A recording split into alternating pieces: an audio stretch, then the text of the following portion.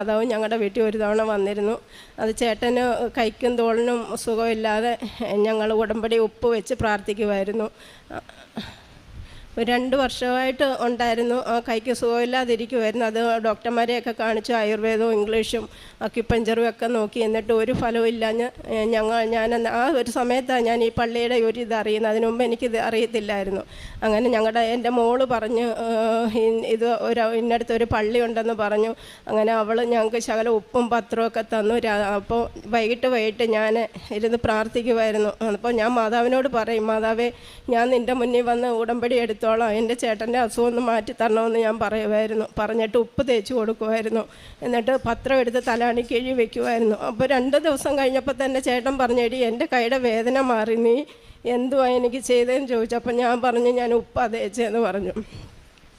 അപ്പോൾ തന്നെ വേദന മാറി. പിന്നെ അത് കഴിഞ്ഞ് ആ ഒരു സമയത്ത് എനിക്ക് വരാൻ ബുദ്ധിമുട്ടായിരുന്നു. എൻ്റെ കൈ ഒടിഞ്ഞിരിക്കുമായിരുന്നു. അപ്പോൾ പ്ലാസ്റ്റർ ഇട്ട് എനിക്ക് ഇവിടെ വരുന്നു ഉടമ്പടി എടുക്കാൻ ബുദ്ധിമുട്ടുള്ളതുകൊണ്ട് സെപ്റ്റംബറിലാണ് ഞാൻ വന്നത്. സെപ്റ്റംബറിൽ വന്ന് ഉടമ്പടി എടുത്തിട്ട് അപ്പോഴും ഞാൻ ചേട്ടൻ്റെ കാര്യം വെച്ചിരുന്നു. പിന്നെ പക്ഷേ അന്ന് തൊട്ട് ഇതുവരെ രണ്ടാമത് ചേട്ടനൊരു ബുദ്ധിമുട്ടോ പ്രയാസമോ വന്നിട്ടില്ല. അന്നൊക്കെ എന്ന് പറഞ്ഞാൽ വണ്ടി ഓടിക്കാൻ പോലും ബുദ്ധിമുട്ട്, ജോലിക്ക് പോകാൻ 2-3 വർഷമായിട്ട് ജോലിക്ക് പോകുന്നില്ല. അങ്ങനെയൊക്കെ ഭയങ്കര ബുദ്ധിമുട്ടായിട്ടിരിക്കുമായിരുന്നു. അതായിരുന്നു ഒന്നാമത്തെ സാക്ഷ്യം. അത് കഴിഞ്ഞിട്ട്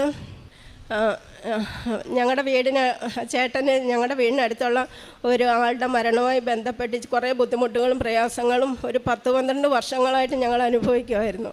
അതിന് കുറേ പരിഹാരങ്ങളും ഞങ്ങൾ ചെയ്തിരുന്നു. പക്ഷേ ഒന്നും ഒരു ഇതുമായില്ല. വീണ്ടും രാത്രി വീട് വിട്ടു പോവുക, ഓർമ്മയില്ലാത്ത ഒരവസ്ഥയായിരുന്നു.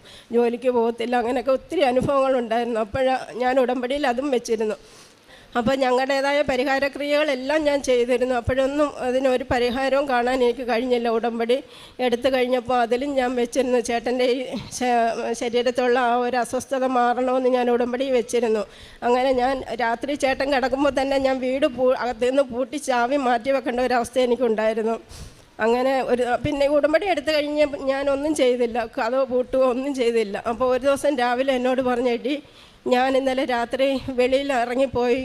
അപ്പോൾ ഞങ്ങളുടെ വീടിന് വീടിനപ്പുറം ആറാണ്. അപ്പോൾ ആറ്റിൽ പോകാനായിട്ട് പോവുക രാത്രിയിൽ. അപ്പോൾ ഒരാൾ എൻ്റെ മുന്നിൽ അപ്പുറത്തൂടെ തലയെ തുണിയിട്ട് ഒരാൾ എൻ്റെ മുന്നിൽ വന്ന് നിന്നിട്ട് എന്നോട് ചോദിച്ചു എവിടെ പോവാമെന്ന് ചോദിച്ചപ്പോൾ ചേട്ടൻ പറഞ്ഞു ഞാൻ ആറ്റിൽ പോവാമെന്ന് പറഞ്ഞു. അപ്പോൾ മാതാവ് പറഞ്ഞു ഞാൻ വരുന്നത് നോക്കി ഞാൻ ഇരിക്കുക, തിരിച്ചു പോകാൻ പറഞ്ഞു. അപ്പോൾ തിരിച്ച് ചേട്ടൻ വന്ന് കഥകിൻ്റെ അവിടെ നിന്നപ്പോഴും മാതാവ് അവിടെ നിൽപ്പുണ്ട്. അന്ന് കഴിഞ്ഞ് ഇന്ന് വരെ ആ ഒരു ബുദ്ധിമുട്ടും കാര്യവും ചേട്ടന് ഇല്ല. അത് രണ്ടാമത്തെ സാക്ഷ്യം. പിന്നെ ഇവിടുത്തെ ഉപ്പും തേനും എല്ലാം ഞങ്ങൾ ഉപയോഗിക്കുമായിരുന്നു. വൈകിട്ടത്തെ പ്രാർത്ഥനയ്ക്ക് ഞാനും ചേട്ടനും മോനും കൂടി ഇരുന്ന് പ്രാർത്ഥിക്കുകയും ഞാൻ അവർക്ക് തൈലം തേച്ച് കൊടുക്കുകയൊക്കെ ചെയ്യുമായിരുന്നു. അപ്പോൾ ഒരു ദിവസം ചേട്ടൻ പറഞ്ഞു എടി എനിക്ക് തൊണ്ടവേദനയാണ്, എനിക്കിച്ചിരി തേൻ നീ പ്രാർത്ഥിച്ച് തരാൻ പറഞ്ഞു. പക്ഷേ ഞാനതങ്ങ് മറന്നുപോയി. മോന് ഞാൻ ഉപ്പ് പ്രാർത്ഥിച്ച് കൊടുത്തു, ചേട്ടന് ഞാൻ തേൻ പ്രാർത്ഥിച്ച് കൊടുത്തില്ല. പിറ്റേ ദിവസം രാവിലെ എന്നോട് പറഞ്ഞു നിന്നോട് ഞാൻ തേൻ ചോദിച്ചിട്ട് നീ എനിക്ക് തന്നില്ലല്ലോ, എനിക്ക് മാതാവ് തന്നെ വന്ന് എൻ്റെ വായിക്കകത്ത് തേൻ ഒഴിച്ച് തന്നെന്ന് പറഞ്ഞു. അങ്ങനെ 3 തവണ എൻ്റെ വീട്ടിൽ മാതാവ് വന്നിട്ടുണ്ട്. പിന്നെ ഞങ്ങൾക്ക് ചേട്ടനാണെങ്കിൽ ഇങ്ങനെ ഒരു ബുദ്ധിമുട്ടും കാര്യമായപ്പോൾ ജോലിക്കൊക്കെ പോകാനോ എടുക്കാനോ ഒന്നും ഭയങ്കര മടിയായിരുന്നു. ജോലിക്ക് പോകത്തില്ല. അങ്ങനെ കടവും കാര്യവും ഏറെ ലോണ് ജപ്തിയുടെ വക്കിലെത്തി. അപ്പോഴും ഞാൻ മാതാവിൻ്റെ അടുത്ത് ഇതെല്ലാം വെച്ചിരുന്നു, നിയോഗത്തിൽ വെച്ചിരുന്നു. പക്ഷേ മാതാവ് എനിക്കറിയാൻ വയ്യ എങ്ങനെ ഈ കാര്യങ്ങളൊക്കെ എൻ്റെ ലോൺ കാര്യങ്ങളാണേലും കുറേ സ്വർണ്ണങ്ങൾ പണയത്തിയിരുന്നു, എങ്ങനെ ഇതെല്ലാം എന്നെക്കൊണ്ട് അടയ്ക്കാൻ പറ്റിയെന്നു തന്നെ എനിക്കറിയാൻ വയ്യ. എല്ലാം മാതാവിൻ്റെ അനുഗ്രഹത്തെ എല്ലാ കാര്യങ്ങളും ഇതുവരെ ഞാൻ നിയോഗത്തിൽ വെച്ചിട്ടുള്ള എല്ലാ കാര്യങ്ങളും എനിക്ക് മാതാവ് സാധിച്ചു തന്നു. പിന്നെ ഒരു 3ാമത്തെ ഉടമ്പടിക്ക് ഞാൻ വന്നപ്പോൾ ഉടമ്പടി പുതുക്കലിന് വന്നപ്പോൾ ഞാൻ ബസ്സിലിരുന്ന് ഞാൻ മാതാവിനോട് പറഞ്ഞു മാതാവേ നീ എൻ്റെ കൂടെ ഉണ്ടെന്നറിയാം, പക്ഷേ ഞാനിന്ന് വരുമ്പോൾ നീ എനിക്കൊരടയാളം കാണിച്ചു തരണമെന്ന് പറഞ്ഞു. അപ്പോൾ ഞാനിവിടെ വന്ന് കൗണ്ടറിൽ വന്ന് ടോക്കൺ എടുക്കാൻ നേരം എൻ്റെ ഉടമ്പടി പത്രിക നഷ്ടപ്പെട്ടു പോയി. അപ്പോൾ അപ്പോൾ മനസ്സിലായി ഞാൻ ഇങ്ങനെ ഒരു ആവശ്യം പറഞ്ഞുകൊണ്ടാണ് മാതാവ് അത് മാറ്റിവെച്ചതെന്ന് എനിക്കറിയാമായിരുന്നു. പക്ഷേ ഞങ്ങൾ ഇവിടുത്തെ സ്റ്റാഫിനോട് പറഞ്ഞപ്പോൾ അവർ പറഞ്ഞു ഇവിടെ ആരോടെങ്കിലും ചോദിക്കും. അപ്പോൾ ആരോട് ചോദിക്കാനാമോ, ഫുൾ ആളുള്ളടുത്ത് ഞാൻ ആരോട് പോയി ചോദിക്കും?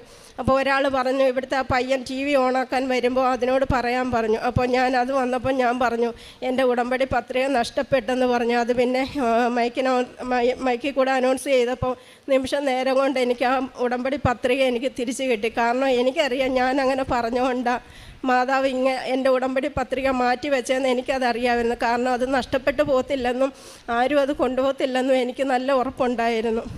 പിന്നെ തിരിയലാണെങ്കിൽ ഞാൻ കരഞ്ഞ് പ്രാർത്ഥിക്കുമ്പോഴൊക്കെ തിരിയൽ ഈശോയുടെ മാതാവിൻ്റെ ഒത്തിരി രൂപങ്ങൾ വന്ന് ഞാൻ ഫോണിൽ ഫോട്ടോ ഒക്കെ എടുത്തു വയ്ക്കുമായിരുന്നു. പക്ഷേ രാവിലത്തെ പ്രാർത്ഥന, വൈകിട്ടത്തെ പ്രാർത്ഥന എല്ലാം ഒരു മുടക്കവും കൂടാതെ എനിക്ക് ചെയ്യാൻ കഴിയുന്നു. എനിക്കൊരു ജോലിയില്ലായിരുന്നു. ഞാനൊരു കുഞ്ഞിനെ നോക്കാനായിട്ട് ഒരു വീട്ടിൽ പോയിരിക്കുക. പക്ഷേ അവിടെ പോയിട്ടും എൻ്റെ പ്രാർത്ഥനകളൊന്നും ഒരു മുടക്കവും കൂടാതെ എനിക്ക് ഈശോയുടെ മാതാവിൻ്റെ അനുഗ്രഹത്താൽ നടത്താൻ കഴിയുന്നുണ്ട്. ഇത്ര രാവിലെ ഞാൻ അവിടെ നിന്ന് വന്നതാണ്, എന്നിട്ട് പോലും അവരൊരു എതിർപ്പും പറഞ്ഞിട്ടില്ല. ഇപ്പോൾ എൻ്റെ 5ാമത്തെ പുതുക്കലായിട്ടുള്ളത്. പക്ഷേ ഞാൻ നേരത്തെ വന്ന് സാക്ഷ്യം പറയേണ്ടതായിരുന്നു. കഴിഞ്ഞ തവണ വന്നപ്പോൾ ചേട്ടനെ കൊണ്ടുവന്നില്ല, അതുകൊണ്ട് എനിക്ക് സാക്ഷ്യം പറയാൻ കഴിഞ്ഞില്ല. അങ്ങനെ എൻ്റെ കടബാധ്യതകളും ഈ കടങ്ങൾ കാരണം എനിക്ക് രാത്രിയിൽ ഒന്ന് ഉറങ്ങാൻ പോലും, സമാധാനത്തെ ഉറങ്ങാൻ പോലും പറ്റാത്ത ഒരവസ്ഥയായിരുന്നു. പക്ഷേ ഉടമ്പടി എടുത്തു കഴിഞ്ഞപ്പോൾ അന്ന് തൊട്ട് ഇന്നും വരെ കിടന്നു കഴിഞ്ഞ ഒരു 5 മിനിറ്റിനുള്ളിൽ ഞാൻ ഉറങ്ങിപ്പോകും. ആ ഒരവസ്ഥയാണ്. ഇത്രയേറെ അനുഗ്രഹങ്ങൾ തന്ന ഈശോയ്ക്കും മാതാവിനും 1000 നന്ദി. കാരുണ്യ പ്രവർത്തനങ്ങൾ എന്ന് വെച്ചാൽ ഞാനൊരു കുഞ്ഞിനെ നോക്കാനായിട്ട് അവിടെ നിൽക്കുന്നതുകൊണ്ട് എനിക്ക് കൂടുതൽ ഇതായിട്ടൊന്നും ചെയ്യാൻ കഴിയുന്നില്ല. പത്രം ഞാൻ കൊടുക്കാറുണ്ട്. പിന്നെ ജൂലൈ ആയി കഴിയുമ്പോൾ ഞാൻ എൻ്റെ വീട്ടിൽ പോകും. അപ്പോൾ ഞാൻ മാതാവിനോട് പറയും, മാതാവേ നീയാ എനിക്ക് ഇങ്ങനെ ഒരു വീട്ടിലേക്ക് എന്നെ പറഞ്ഞയച്ചത്. അപ്പോൾ അതുകൊണ്ട് എൻ്റെ ഒരവസ്ഥ നീ മനസ്സിലാക്കി ജൂലൈ ഞാൻ വീട്ടിൽ വന്നു കഴിഞ്ഞ് എൻ്റെ അമ്മയുടെ എല്ലാ കാര്യവും ഞാൻ ഭംഗിയായിട്ട് ചെയ്യാമെന്ന് ഞാൻ മാതാവിൻ്റെ അടുത്ത് ഞാൻ പറയാറുണ്ട്. അതുപോലെ തന്നെ എനിക്കറിയാം എന്തൊരു കാര്യം കരഞ്ഞ് ഞാൻ പ്രാർത്ഥിച്ചാലും ഈശോയും മാതാവും എനിക്ക് സാധിച്ചു തരാറുണ്ട്. ചേട്ടൻ പിന്നെ കാരുണ്യപ്രവൃത്തിയായിട്ട് ഇപ്പം ജോലിക്ക് പോകുന്നുണ്ട്. കൈക്ക് വേദനയൊക്കെ മാറി. പക്ഷേ ഇപ്പം പണി ചെയ്യണ്ട, പണി സൈറ്റൊക്കെ നോക്കിയാൽ മതി.